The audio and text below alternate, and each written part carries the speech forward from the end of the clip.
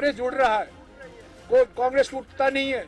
जब एक व्यक्ति कांग्रेस से छोड़ता है, वो हजारों लोगों के लिए दरवाजा खोलता है।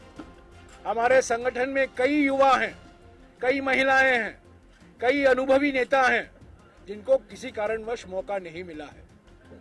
जब लोग छोड़कर जाते हैं, अफसोस होता है। जो लोग 30, 35, 40 साल उनको सब कुछ मिला है पार्टी की ओर से, उनके काबिलियत के ऊपर से भी उनको मिला है, पर ये लोग छोड़कर जाते हैं, अफसोस होता है। मुझे भी अफसोस होता है। पर यह बात भी सही है कि जब एक व्यक्ति छोड़ता है कांग्रेस को, बहुत से दरवाजे, बहुत सी खिड़कियां खोल जाती हैं और कई युवकों को उनको नया मौका मिलता है। अर्जुन मोढवाडिया के बारे में मैं एक ही चीज कहूंगा, उनके बारे में एक ही चीज कहूंगा, वॉशिंग मशीन छोड़कर जा रहे हैं। इनके बारे में जो बार बार सवाल उठाते जाते हैं आप लोग, मैं कहना चाहता हूं कि जब चुनाव होता है, पॉलिटिकल पार्टी है, राजनीतिक दल होते हैं, हर एक पार्टी को एक चुनाव चिन्ह दिया जाता है।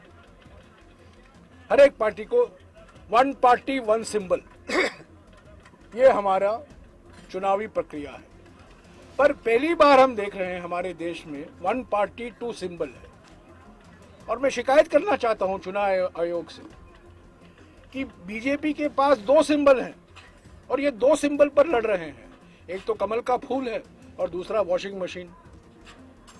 तो ये वॉशिंग मशीन की वजह से तीसरा भी सिंबल है, माथे पे ईडी, सीबीआई और इनकम टैक्स के बंदूक की नाल रखकर लोगों को तोड़ा जा रहा है।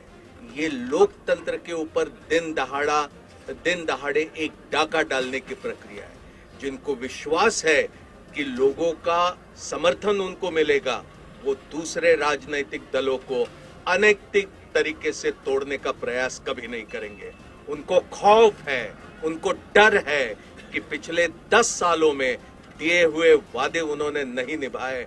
2014 के वादे मुझे गिनाने की आवश्यकता नहीं है, लेकिन आप सभी जानते हैं वो कौन कौन से वादे थे। क्या आज के प्रधानमंत्री ने उस समय वो वादे नहीं किए थे?